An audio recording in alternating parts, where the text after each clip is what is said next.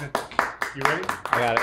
So the title of this talk is The Renaissance, or Male Identity in a Modern World. This is something I've actually spent a lot of time reading about, studying, writing about. I have a site where I post essays on this topic, and I've been doing this for about 3-4 years. So I wanted to introduce it because I think understanding male identity is especially important for us as Masons and in the modern world.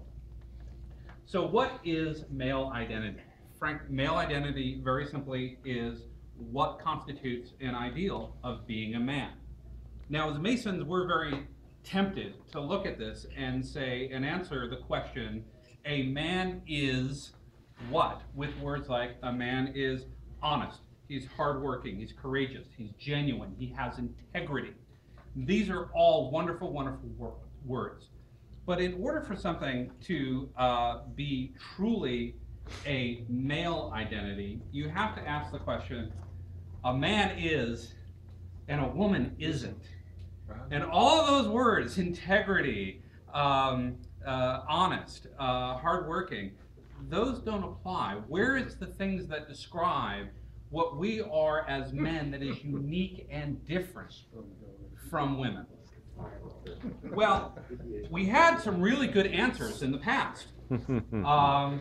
We could kind of pair them up, right? Men are tough, women are caring and nurturing, men are stoic, women are emotional, men are strong, women are weak. This was a very fixed and very popular male identity for a long, long time. And there's a lot of people who will make arguments to say that this is actually very natural. This is part of natural selection and our evolution, and it's part of the survival of the species. Other people may argue that, well, stereotypes are part of what makes them a stereotype is that they're true.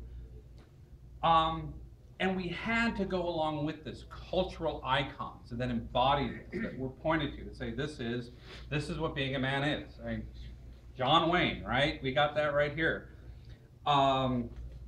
And developed this phrase, these ideas that you have to ascribe to these sorts of things, or you're going to have to, turn in your man card, right? You're not man enough if you don't subscribe to these. And we laid them out as a series of opposites. Now, here's the flaw with that thinking, is that these types, we don't exist as a single dimension on a plane.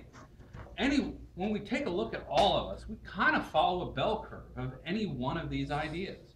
Looking across, say, emotional response, the ability to be stoic or emotional or expressive, you're going to find men and women that people kind of follow a bell curve, right? And so we might kind of look at the popular idea is that, great, you start laying those bell curves across, so you got very definite skew. Men skew to being stoic, women skew to being emotional, and it's very, and you've got this definitive difference that exists between them. However, what we find is if we take that and we say, real men are kind of over here on the spectrum and real women are over here on the spectrum, you've got a couple of problems. One of them is that these roles, these identities that we laid out, these opposites, were very, very useful in a very harsh world that we don't exist in anymore, either culturally or physically. That we live in a world where that traditional male identity is pretty poorly suited for surviving. Technology has had a lot to do with this, as well as several other cultural forces that have started to force and say there is not this dichotomy. What's even really crazy, though, is when you actually look at the data, and there's some wonderful, wonderful work that's being done in universities and graduate work that says that this isn't what these curves look like.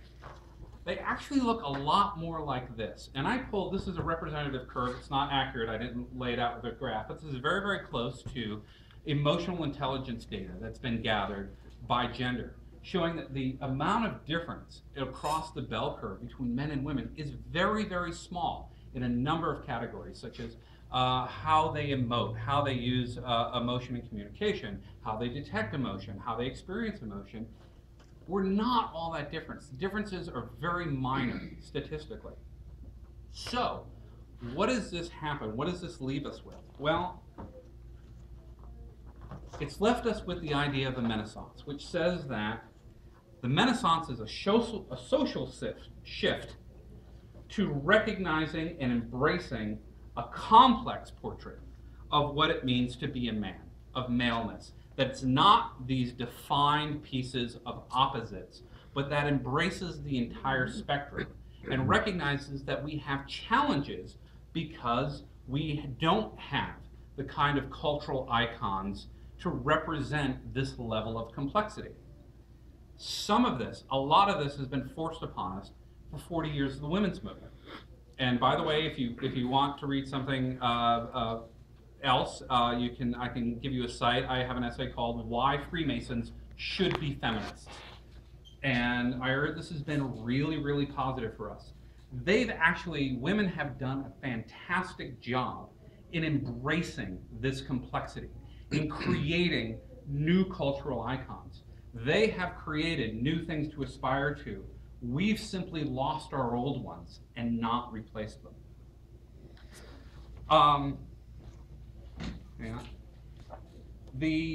In addition to that, in the face of this complexity, we had a tendency to throw the baby out with the bathwater. And so part of what's happened in this Renaissance is a lot of people have started to go looking for the trappings of old school manliness. You're starting to see a lot of folks looking at how to dress better, how to be more polite, what are the values of that old school, looking at things like quality and doing things with your hands, self-sufficiency. But those are just trappings and symbols that people are seeking to recapture.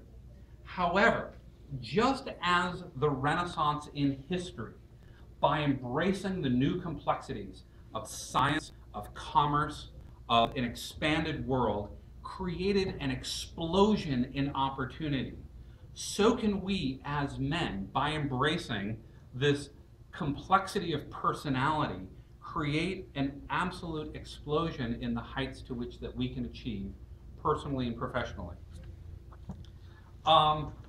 So where are you starting to see the Renaissance?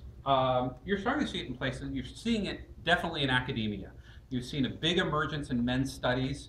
There was a conference last year on men's studies that they were bringing in that I was actually did an abstract for and was going to submit and then ended up deciding against it. You're seeing it in business. The idea that a man staying home to take care of sick kids is not an oddity anymore. Paternity leave is happening. You're seeing it in academia, a lot of studies into early childhood education and how boys skew separately from girls and what we can do to educate them better and more meet their needs. There's a lot of emerging awareness. 2 minutes. God, we're seeing it in places like fashion, which may be surprising, but it's something that I care about.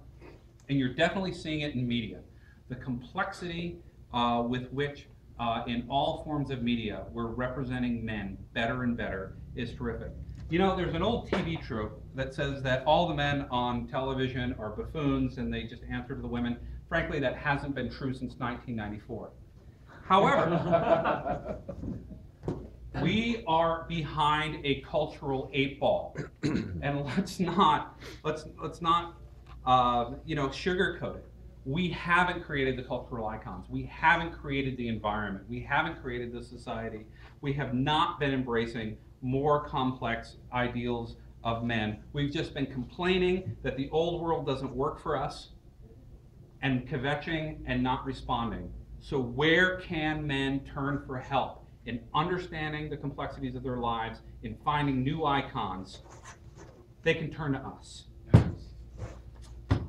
Masonry takes good men and makes them better. It makes them better fathers, it makes them better sons, it makes them better husbands and workers and leaders and stewards of their world.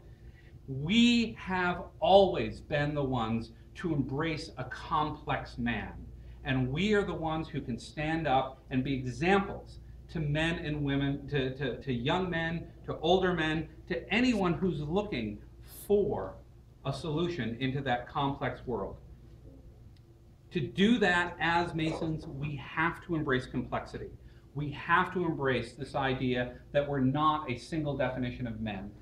We must stop retreating from this world and become a new source of icons for all those to seek, to learn, to model themselves after. And where are those models of complex, wonderful Masons going to come from?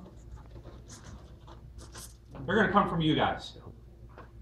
That it is the very fact that we are an organization that lets people come in and see models of complex men that we have the most to offer this world.